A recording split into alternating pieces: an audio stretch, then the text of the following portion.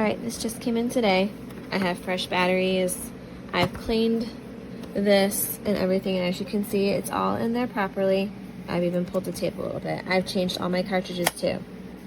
So I have factory reset it, so when I turn it on, I get this, right? I've already set it up. When I hit print, it says tape jam. But if you listen,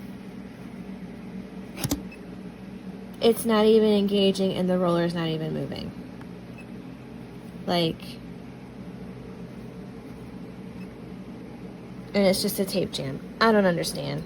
Espectacular, me encanta porque puedo marcar todas mis cosas. Le doy print y ahí me imprime lo que yo quiero. Sale por este lado. Y con esta puedo cortar.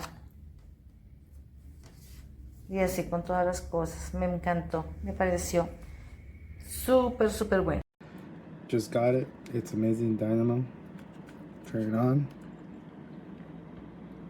Lovely. It leads me back to the place where I originally had. But great machine. Love it. It makes everything in life easier. So it's an example. You know. Yeah, recycle boxes. But great product. Great, great, great product.